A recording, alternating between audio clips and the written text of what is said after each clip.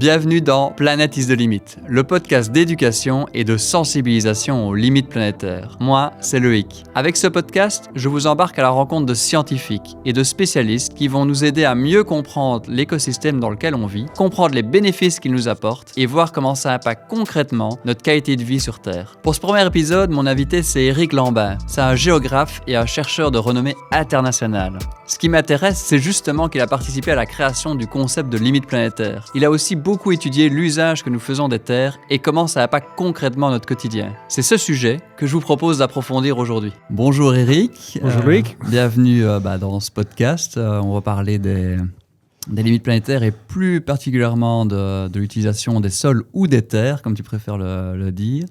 Et peut-être avant de commencer, on va te présenter et on a une manière un peu particulière de présenter les personnes qui viennent au podcast.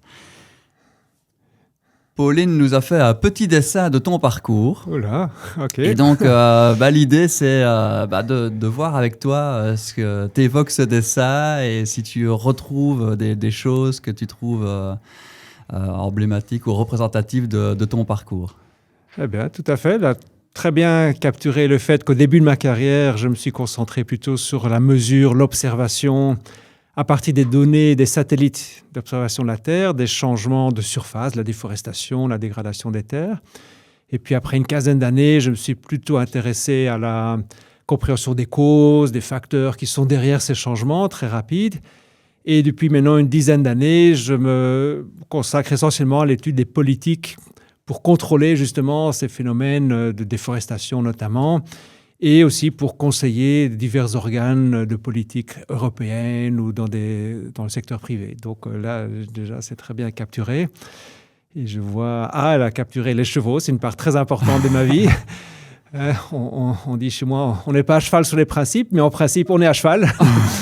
On passe beaucoup de temps, je passe 1 heure ou 2 par jour à dresser des jeunes chevaux. Donc c'est une grande passion que j'ai depuis toujours. La randonnée aussi, elle est très bien informée. Donc oui, alors Écologie du bonheur, donc j'ai écrit 3 livres de vulgarisation, mais Écologie du bonheur est celui qui a le plus de succès, qui a été le plus traduit et sur lequel aussi j'ai eu le plus de plaisir parce que j'ai appris énormément de choses en écrivant moi-même ce livre. C'est super, on en parlera un petit peu du lien avec le bonheur. Et quelque chose d'intéressant aussi dans ton parcours, c'est que tu as également écrit sur le concept de limite planétaire, mais toi tu utilisais un autre terme, tu sais nous expliquer Alors j'ai fait partie du premier groupe d'auteurs, je crois qu'on était une vingtaine d'auteurs qui s'est réunis au nord de la Suède, dans une petite ville qui s'appelle Tallberg en 2008. Et où pour la première fois, nous avons eu une discussion entre experts pour façonner un petit peu ce concept. Et donc, en effet, la publication initiale dans la revue Nature était bien Planetary Boundaries, donc frontières, et ça a été traduit en français Limites planétaires. Or, c'était justement un peu l'opposé de ce qu'on cherchait à faire. Donc l'idée est la suivante, c'est que si on regarde l'histoire de l'espèce humaine, tous les grands développements de la civilisation, de la domestication des plantes, des animaux, l'urbanisation, l'industrialisation, se sont produits pendant une période géologique qu'on appelle l'Holocène, donc les 11 000 dernières années. Et si on regarde l'évolution des températures, c'est une période géologique extrêmement stable. C'est un espèce de long interglaciaire très stable par rapport à tout ce qui a préexisté, où il y avait des grandes oscillations entre des périodes glaciaires, interglaciaires, etc. Or, notre idée était justement que c'est cette stabilité des conditions du système terrestre qui a facilité ce grand développement de la civilisation humaine telle qu'on la connaît aujourd'hui. Et donc, notre idée était, au fond, ces conditions biophysiques sont très favorables au développement humain et donc l'humanité a intérêt à maintenir le système terrestre au sein de cette enveloppe qui a caractérisé ce départ. Et donc nous sommes simplement posé la question, mais quelles sont les variables biophysiques qui permettent de définir cet Holocène. Et donc nous avons identifié 9 conditions qu'on a appelées ensuite donc les 9 frontières planétaires. Alors, en aucun cas, on veut dire que c'est une limite, dans le sens, une limite, on ne peut pas la transgresser. Une frontière, on peut la transgresser, il n'y a pas de problème. Si on peut traverser la frontière entre la Belgique et l'Allemagne, simplement on se retrouve dans un autre territoire, on parle une autre langue, il y a un autre système. Donc ici, si on transgresse ces frontières planétaires, ce que l'humanité est en train de faire, elle va se pousser dans des conditions biophysiques qui sont très, très différentes de celles qui ont été le plus favorables aux conditions jusqu'à présent et des conditions auxquelles nous nous sommes complètement adaptés. Nous avons adapté nos cultures, nos animaux domestiques, notre mode d'habitation, etc., à un certain panel de conditions. C'est marrant parce que ça me fait penser... j'ai une petite fille de 7 ans et on écoutait une chanson dans la voiture l'autre jour. Dans la chanson, il dit « Il n'y a plus de saison ». C'est nos grands-parents qui avaient raison, etc. Et elle me pose la question, elle me dit « Mais papa, pourquoi c'est grave s'il n'y a plus de saison ?»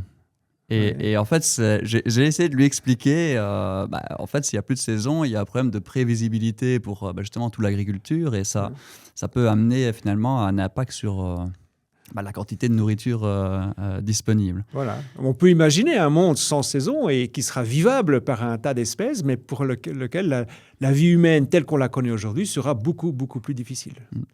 Alors le thème de cet épisode, ça va être vraiment de regarder l'utilisation des sols, l'utilisation des terres. Est-ce que tu sais un peu nous expliquer ce que c'est cette limite ou cette frontière planétaire ? Alors, cette frontière, donc c'est parmi les 9, une, c'est la couverture du sol, la couverture des terres émergées, donc la quantité de forêts, d'agriculture, de pâturage, la productivité de ces forêts, de ces zones agricoles, de ces pâturages, et donc toutes les transformations que l'humanité apporte à cette couverture du sol. Par la déforestation, on diminue considérablement, on a déjà diminué à peu près de moitié le couvert forestier à l'échelle mondiale. Or, la couverture du sol est une interface très très grande pour plusieurs cycles biogéochimiques, c'est-à-dire le cycle du carbone, le cycle de l'azote, le cycle du phosphore. Une très grande partie, à peu près la moitié du dioxyde de carbone qui est émis par l'activité humaine est réabsorbé par la biosphère, c'est-à-dire pour 20%, 23% les océans et pour le reste par les terres émergées. Donc les forêts, nos sols, l'agriculture absorbent ce CO2 et donc nous rend un service à l'humanité parce qu'évidemment ça retire ce CO2 de l'atmosphère. Donc ça ralentit très très fort le réchauffement du climat. Même chose pour le cycle de l'eau, évidemment, les terres émergées, les forêts, etc., ont un rôle très important dans le recyclage de l'eau entre les précipitations, l'évaporation, le ruissellement de l'eau sur la surface dans les cours d'eau. Même chose pour la biodiversité, évidemment, la superficie des terres émergées conditionne la richesse biologique de notre Terre, puisque ça forme des habitats pour une quantité d'espèces. Cette couverture du sol protège également les sols contre l'érosion et donc maintient la fertilité de nos sols, ce qui permet l'agriculture. Donc c'est vraiment une couche relativement fine, finalement. On va d'un arbre qui va faire moins de 100 mètres à un sol qui va faire maximum une dizaine de mètres de profondeur. Mais cette couche très fine joue un rôle crucial dans la stabilité du système terrestre dans son ensemble, premièrement. Et deuxièmement, c'est vraiment le lieu de l'interface, de l'interaction entre l'activité humaine et le système terrestre. La plupart de nos impacts, c'est sur l'eau, sur le sol, sur les forêts. Donc, c'est vraiment le point de rencontre entre l'activité humaine et le fonctionnement du système terrestre. Moi, ce qui me choque toujours quand on parle de ça, c'est qu'on se rend compte en fait, de l'utilisation des sols, elle est critique parce qu'elle a un impact sur les autres frontières, que ce soit, tu en as parlé, le climatique avec le rôle de l'absorption du CO2, mais aussi le cycle de l'eau qui est super important pour nous. Et pourtant, je n'ai pas l'impression qu'on en parle beaucoup. Et je ne sais pas ce que tu penses de ça. On parle beaucoup de climat, mais on ne fait jamais le lien avec les autres oui, alors frontières. pour nous, experts de ces questions, si on dit climat, évidemment, d'emblée, on intègre tous les éléments du système terrestre, les océans, la cryosphère, les forêts, etc., qui interagissent avec le climat stricto sensu. Donc pour nous, c'est évident dans ce concept de changement climatique qu'il inclut tous ces autres composantes, mais c'est vrai que peut-être dans la compréhension plus large, on réfléchit qu'à l'aspect atmosphère et moins à tous les autres éléments cruciaux du cycle du carbone notamment. Ouais. Alors justement pour ramener un peu ce sujet-là et vraiment le ramener aux personnes, moi ce que j'ai envie de te demander c'est comment ce changement de l'utilisation des terres nous impacte concrètement dans notre vie de tous les jours, quoi. Alors, il y a deux dimensions, deux échelles. Il y a les changements locaux et les changements et leurs ramifications à l'échelle mondiale. Donc un changement local, mais si vous êtes une tribu indigène qui vit au cœur de l'Amazonie, il est clair qu'un taux de déforestation extrêmement rapide tel qu'il se produit aujourd'hui vous impacte très directement. L'ensemble de l'habitat qui, pour des millénaires, a été à la base de votre culture, de votre mode de vie, est en train de disparaître.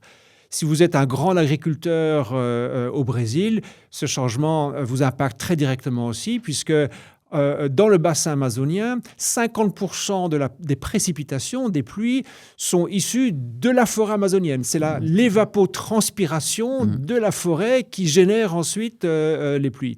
Donc là également, cette déforestation vous impacte très directement parce que vous faites face à des sécheresses. Si vous habitez à Verviers, clairement, vous voyez tout de suite le lien avec le changement d'utilisation du sol, puisque l'artificialisation des sols a entraîné un ruissellement très important, le contrôle des flux de rivières par la construction d'une série de barrages a également changé complètement les débits et leurs fluctuations. Donc le risque d'inondation très sévère vous impacte très très directement. Maintenant, par ailleurs, à une échelle plus large, imaginons que vous avez la chance d'habiter à un endroit qui n'est ni inondé, ni une zone de déforestation ou de désertification de vos sols.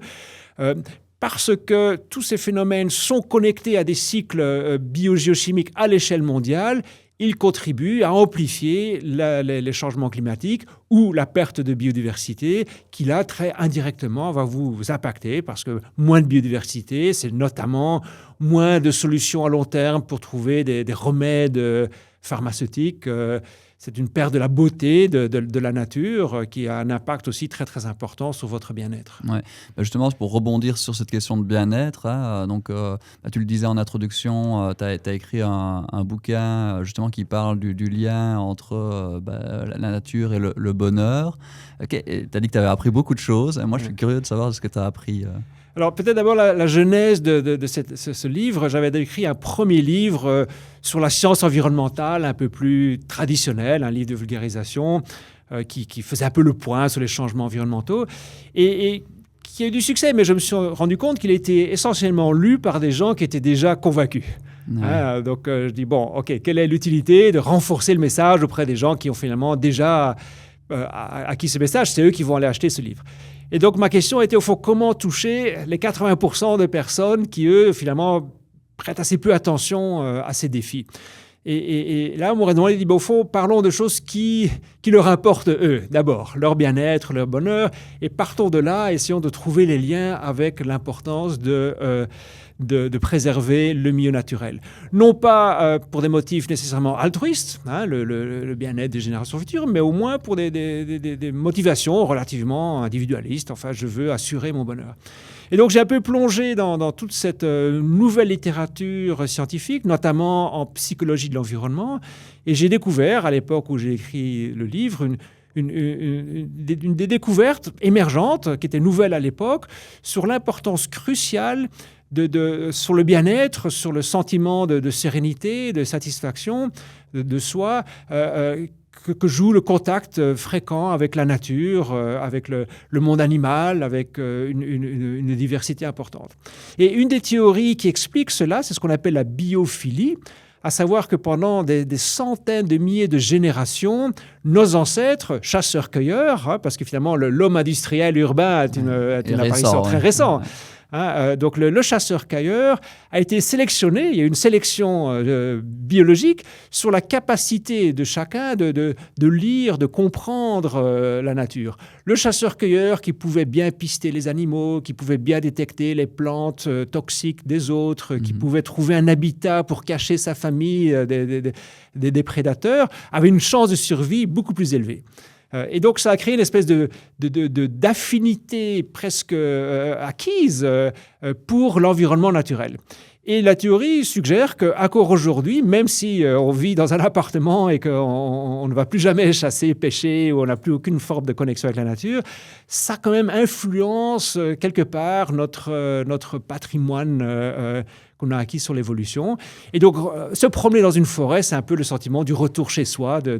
On retrouve une série de caractéristiques de la nature que j'analyse dans ce livre et pour aller plus loin dans le pourquoi. Enfin, c'est quoi les éléments de la nature? Par exemple, il apparaît que l'eau, la proximité d'un plan d'eau a un effet encore plus élevé sur le bien-être que simplement une végétation. Quand on parle de comment ces frontières, ces limites nous impactent, c'est vrai qu'on voit toujours le côté, oui, il va y avoir plus d'inondations, le climat va être moins prévisible et donc on va avoir des problèmes de nourriture qui vont venir.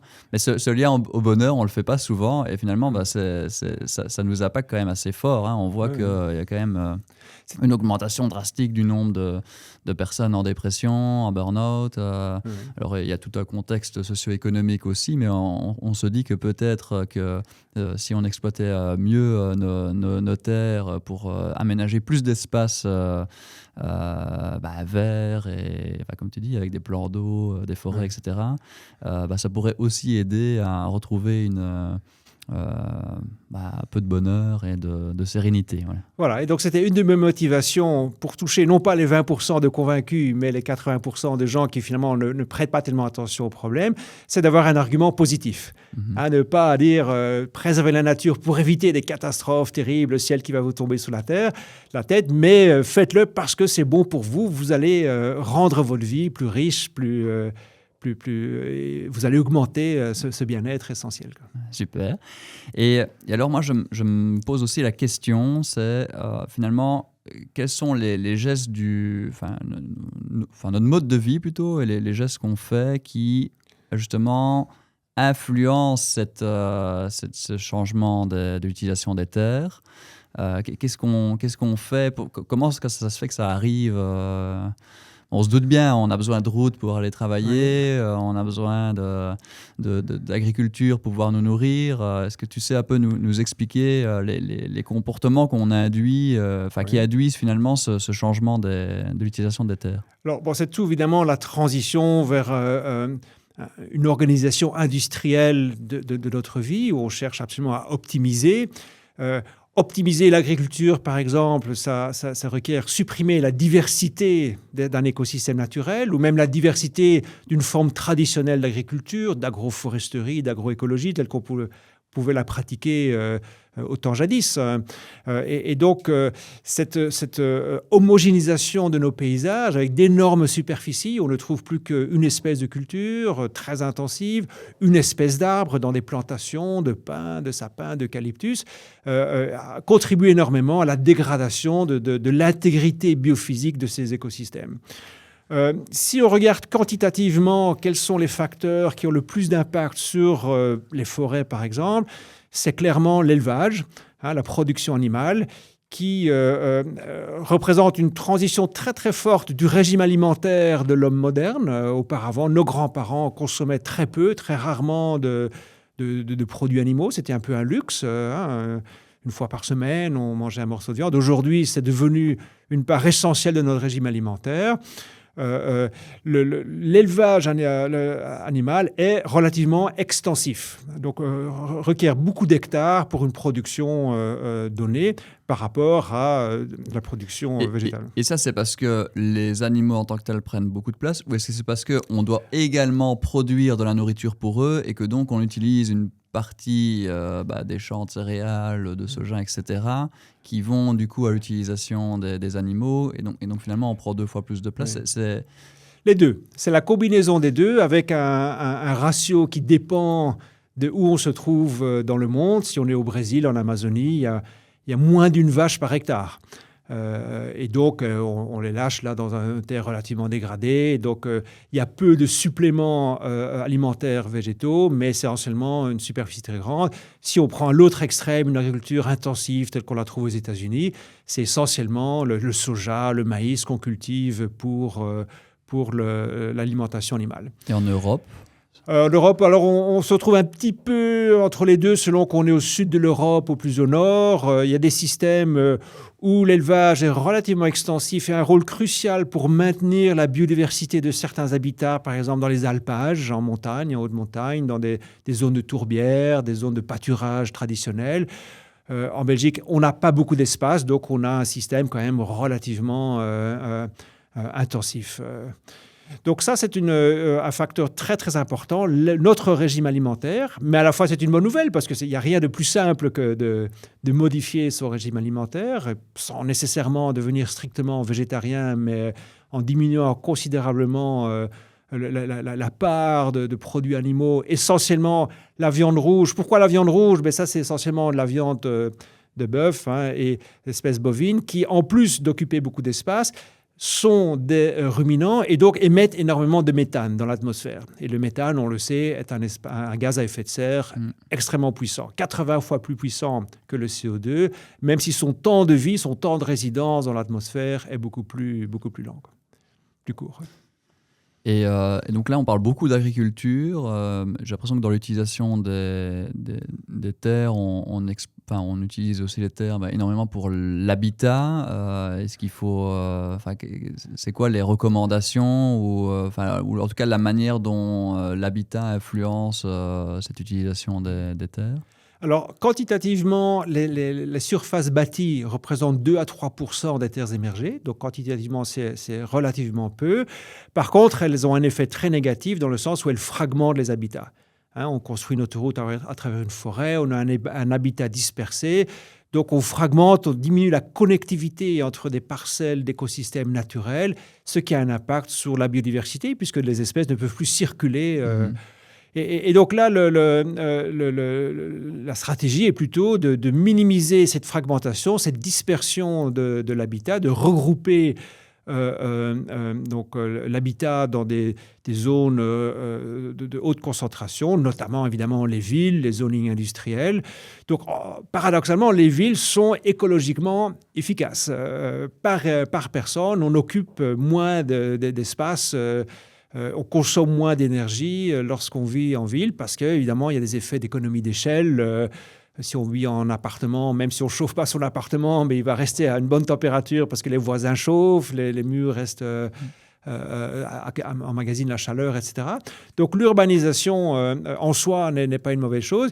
Ce qui est évidemment dommageable, c'est que à l'origine, les villes se sont développées dans les plaines agricoles les plus fertiles. L'origine des villes, ce sont des petits noyaux d'habitat autour d'une agriculture intensive. Et donc, l'expansion urbaine consomme, artificialise les sols agricoles les plus productifs. Et donc, forcément, alors on est obligé de passer à des sols un petit peu moins productifs. Et donc, ça a un effet multiplicateur sur l'expansion de l'agriculture. Alors, on le voit, c'est pas forcément lié, mais en Indonésie, on a vu la capitale qui s'est déplacée... justement parce que c'était plus tenable au niveau de l'utilisation des sols. Ils allaient recevoir des inondations tout le temps. Et donc, est-ce que ça peut être une des recommandations de dire qu'on déplace des centres urbains? Alors là, il faut toujours faire un calcul des coûts et bénéfices parce que, une fois qu'on quitte Jakarta, qu'est-ce qui va arriver de cet espace? À quel rythme cet espace va être revégétalisé? À mon avis, ça va prendre des décennies, si pas des siècles, ou peut-être qu'il y a quand même un noyau d'habitat qui va rester là. Donc, il faut vraiment faire un peu un calcul. Est-ce qu'on ne va pas simplement créer un autre centre urbain tout en gardant le précédent, mais avec une fonction administrative peut-être moins importante qu'avait la capitale du pays? Ou est-ce qu'on va vraiment restaurer mais restaurer une ancienne ville, c'est un investissement considérable. Je pense qu'il y a des manières plus rationnelles d'utiliser les moyens financiers qu'on est prêt à mettre pour l'environnement. Et justement, quand on parle de solutions, on a commencé à évoquer quelques pistes avec toi juste avant. Mais donc, on se pose toujours la question de savoir ce qu'on peut faire à titre individuel. J'ai noté, par exemple, la diminution de la consommation de viande sans pour autant devoir forcément aller dans l'extrême d'arrêter toute consommation. Au niveau individuel, est-ce que tu vois d'autres choses qu'on peut faire Alors, évidemment, il y a la liste habituelle des petits gestes, etc. Je vais plutôt parler de quelque chose qui est plus à la base, à la racine de ça. C'est ce qu'on appelle, en jargon scientifique, la transition vers un système de valeurs post-matérialiste. Depuis la société de consommation, les Golden 60s, la sortie de la Seconde Guerre mondiale, l'humanité a connu une grande phase de prospérité très, très impressionnante, basée essentiellement sur une forme de matérialisme qui a eu des bénéfices incontestables sur l'espérance de vie, sur la qualité de la santé, etc. Je pense qu'en tout cas, dans les pays riches, qui reste une minorité en termes de population, en termes démographiques, mais dont l'impact sur l'environnement est complètement disproportionné. Les 10% des personnes les plus riches sont responsables de quasiment la moitié des émissions de gaz à effet de serre. Or, les 10% des personnes les plus riches, ça inclut tout ce qui est classe moyenne et au-dessus en Europe, en Amérique du Nord, etc. Et donc, je pense qu'il est essentiel de sortir de ce système de valeurs où c'est les valeurs matérialistes qui sont source de satisfaction dans la vie et redécouvrir les valeurs non matérialistes essentiellement de 3 ordres, la connexion avec les autres via des communautés, des réseaux d'amis, de gens qui ont des intérêts en commun, qui dans toutes les statistiques montrent que c'est un facteur très important qui prédit le bonheur d'une population, c'est le degré d'interaction. Deuxièmement, on en a parlé, la connexion avec la nature. La nature est une source de satisfaction, de sérénité, de sagesse, qui diminue un peu cette compulsion à consommer, à manger plus, à se déplacer plus, à courir à gauche et à droite. Et aussi, également, évidemment, la connexion avec soi-même, mieux se comprendre, mieux se connaître, mieux interroger qu'est-ce qui me rend vraiment heureux, qu'est-ce qui m'apporte vraiment de la satisfaction. Et si on fait ce travail honnêtement, c'est très, très rare que la réponse sera mangeons plus de steak, achetons une voiture plus grosse, prenons plus souvent l'avion. Très souvent, la réponse sera plus liée à des valeurs plus fondamentales qui nécessitent de cultiver en soi cette richesse intérieure, qui est une forme de richesse qui a 0 impact environnemental, mais qui apporte de la satisfaction dans la vie. Ok. Et alors, si on sort de l'individu et qu'on se porte plus sur le côté collectif ou même politique, est-ce qu'il y a des décisions qu'on devrait prendre, ou en tout cas des orientations qu'on devrait avoir pour limiter cet impact sur l'utilisation des terres? C'est toute la question de la gouvernance. Comment gouverner cette transition? Quel est le rôle des régulateurs, des dirigeants pour faciliter, accélérer une transformation profonde de notre mode de vie, de notre mode de production? C'est probablement la question la plus complexe parmi toutes les questions. Parce que aujourd'hui, on n'est plus du tout dans un modèle de science politique où c'est le dirigeant qui lance ces politiques publiques qui vont transformer le système. On est dans un monde où les acteurs privés, que ce soit les entreprises, petites et grandes, que ce soit les acteurs de la société civile, ont un rôle très, très important à jouer dans cette transition. Et la clé ici, c'est vraiment d'essayer de créer des coalitions d'acteurs qui peuvent être très différents, qui peuvent fondamentalement venir de mondes différents, avoir des visions du monde différentes, mais qui reconnaissent ensemble des points communs sur des grands défis de société, que ce soit le changement climatique, les inégalités sociales, le risque de pandémie, et qui s'allient pour résoudre ensemble ces grands défis. Ça demande une forme de participation, de démocratie participative, de consultation. Ça prend du temps. C'est difficile parce qu'il faut ramener les points de vue ensemble. Mais les solutions sont plus durables et les décisions, les règles qui sont issues de ce genre de consultation sont beaucoup mieux mises en œuvre. Parce qu'on peut imaginer toutes les politiques publiques qu'on veut, s'il n'y a pas adhésion des gens qui sont concernés, qui sont gouvernés, il faut trouver 100 000 moyens d'échapper aux règles, de tricher, de contourner, de trouver un autre moyen de faire ce qu'on souhaite qu'ils ne fassent plus, quoi. Ouais. Moi, j'entends, on a entendu beaucoup dans l'actualité le fait, par exemple, que certaines assurances maintenant refusent d'assurer certaines personnes ou certaines sociétés parce que à cause justement de dépassement de toutes ces limites et du fait que tout devient imprévisible et donc non assurable. Est-ce que finalement les sociétés, parce que tu parlais du milieu des entreprises, les sociétés qui sont bien placées pour lancer ces mouvements-là, est-ce que c'est pas justement les sociétés qui doivent assurer ou les sociétés, tout en étant alignées avec les politiques publiques. Très souvent, ce qu'on voit, c'est que les grandes directions, les visions, les objectifs à long terme sont issus des politiques publiques, mais la mise en œuvre concrète ou l'accélération de cette régulation avec adhésion du public est grandement facilitée par l'intervention des sociétés privées. Mais évidemment, dans l'exemple que tu donnes, avec toujours le souci que de régler les problèmes environnementaux ne génère pas d'autres problèmes, notamment de justice sociale.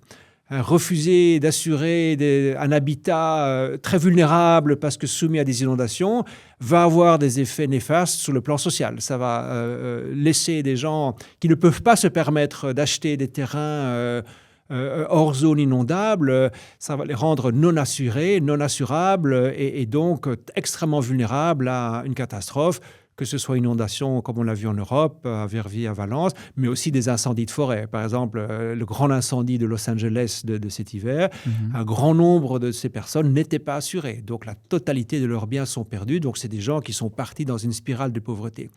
Ça, c'est vraiment le défi principal de cette transition. C'est comment réconcilier à la fois cette transition vers un monde plus durable, mais également une transition vers un monde plus juste, plus équitable, parce qu'évidemment, on fait face à des inégalités sociales très importantes. Et alors, tu le sais, moi, j'aime bien ce thème des entreprises, que je suis moi-même entrepreneur. Et tu dirais quoi à des entrepreneurs qui se posent la question de dire, voilà, moi j'ai une petite société, la majorité des entrepreneurs n'ont pas des multinationales. Et donc... qu'est-ce que tu leur dirais en disant voilà, je n'ai pas forcément une activité qui est liée à ça, mais je suis impacté. Comment je peux modifier mon action ou ma manière de fonctionner pour finalement être plus résilient ou robuste, comme dirait Olivier Amand, par rapport à ce thème d'utilisation des terres? Je pense que c'est important de définir une série de valeurs à la société et d'être absolument cohérent par rapport à ces valeurs, même lorsque on est en croissance et qu'à un moment la tentation est grande de dire au fond, soyons un peu laxistes sur cet aspect-là parce que je vais augmenter plus rapidement mon chiffre d'affaires ou j'ai un grand contrat ici. Donc avoir des valeurs très strictes sur le comportement de la firme elle-même, ce qu'on appelle les émissions scope 1, scope 2. Je dis émissions au sens large, ce n'est pas seulement les émissions de CO2 liées à l'énergie, ça peut être aussi l'impact sur l'utilisation du sol. Mais ce qui est beaucoup plus difficile, c'est prendre la responsabilité de l'impact qu'on appelle scope 3, c'est-à-dire sur la chaîne de valeur. Ses clients à l'aval, s'assurer qu'on offre un produit qui, lorsqu'il sera utilisé, aura une empreinte écologique minime, mais également par rapport à ses fournisseurs d'énergie et d'autres matières premières, s'assurer qu'on remonte jusque tout en haut de la chaîne et qu'il n'y a pas de pratiques très peu durables là-dedans. Et ça demande vraiment, je pense, une espèce de boussole morale très forte, parce que je connais la réalité des petites entreprises et il y a des moments où tout baigne, on peut être très généreux, et il y a des moments de crise et c'est là parfois où on fait les compromis qu'on pourrait regretter plus tard. Oui, et qui peuvent rester aussi. Il y a un autre aspect très important, c'est la transmission de ces valeurs, pas seulement les définir, mais la transmission auprès de ses employés, la manière dont les employés sont considérés et valorisés au sein d'une entreprise, et le cercle plus large, le cercle social plus large qui gravite autour d'une entreprise, que ce soit les clients, les fournisseurs, etc. Il y a évidemment une autre voie qui est la philanthropie. Au-delà d'un certain degré de bénéfices, reverser une partie de ces bénéfices pour des causes qu'on estime valables et pour lesquelles on a une connaissance ou une motivation particulière. Donc je pense que quel que soit le secteur de l'entreprise, il y a 1000 manières pour contribuer à cette transformation sociale qui est requise. Et alors toi, tu es du coup dans le milieu académique, tu as des élèves, j'imagine, qui vont aller travailler. Est-ce que tu leur donnes des conseils par rapport à leur future activité? Tu parlais de valeurs, mais comment est-ce qu'ils peuvent reprendre ces valeurs-là et les amener dans leur métier plus tard? Oui, ce que j'ai appris, c'est qu'être trop prescriptif, trop donner l'impression de faire la morale n'est pas toujours très, très, très efficace. Donc, d'abord, faire comprendre la complexité du problème, les risques des effets indirects. Parce que très souvent, beaucoup de la destruction environnementale, à la base, sont des activités très bien intentionnées, avec un objectif tout à fait louable, mais une faible attention aux effets pervers, indirects, cachés, non intentionnels, mais qui, eux, peuvent être très dommageables. Donc, développer cette pensée systémique, où on sort de la vision très linéaire, je fais tel produit qui va être utilisé pour tel bien et donc c'est bon, vers une pensée systémique qui dit si j'introduis ce produit ou ce service sur le marché, en quoi ça va transformer l'écosystème des pratiques autour de cette activité. Est-ce qu'il n'y a pas un risque de déplacement de la pollution vers un autre pays, de création d'une demande pour un travail des enfants dans un des ingrédients que je vais apporter, etc. Donc, c'est vraiment former à cette pensée systémique et puis, autant que possible, jouer par l'exemple. Enfin, je pense que l'exemple est beaucoup plus pédagogique que le discours moralisateur sur les personnes. Ouais, ça, c'est sûr. Ça me fait rire parce que un des premiers trucs que j'ai fait quand j'ai revendu mon activité, c'était justement retravailler, je ne sais pas si tu connais, il y a Canva qui s'appelle le Business Model Canva. Oui, je vois. Et je l'ai édité pour justement ramener les externalités positives et négatives, pour justement que quand on pense à une idée, à un projet, que ce soit associatif, entrepreneuriat, etc., et qu'on puisse justement avoir cette pensée systémique et de se dire, en fait, si j'ai une externalité négative, c'est pas forcément une fatalité en soi parce que cette externalité négative peut être quelque chose de positif pour un autre opérateur qui va lui-même la retransformer en externalité positive. Mais donc d'avoir cette pensée systémique et donc ça me fait plaisir que ce soit ton conseil pour les étudiants parce que j'ai vraiment travaillé sur ce domaine-là et je trouve que c'est effectivement très important. Peut-être pour conclure, deux questions pour toi. Si les auditeurs sont intéressés à en apprendre un peu plus sur les frontières planétaires et plus particulièrement l'utilisation des sols, des terres, est-ce que tu as des recommandations de choses à aller lire ou écouter pour pousser un peu plus le sujet ?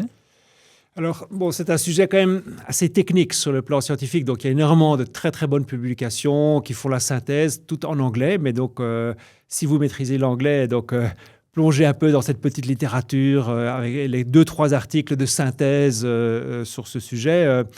Mais je dirais pour la personne qui fait pas une recherche scientifique active dans ce domaine, j'encouragerais justement à intégrer un peu plus les différentes frontières planétaires. Tu l'as évoqué tout à l'heure, un des grands défis de ce concept, c'est au fond chaque frontière planétaire interagit sur les autres et donc les aborder l'une séparément des autres est contre-productif.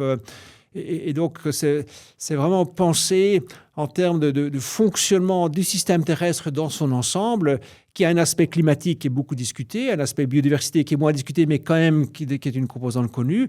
Mais il y a quand même les 7 autres frontières qui sont beaucoup moins discutées. Il y en a une sur ce qu'on appelle les entités nouvelles, par exemple les PFAS, les matières qui détruisent l'ozone, etc.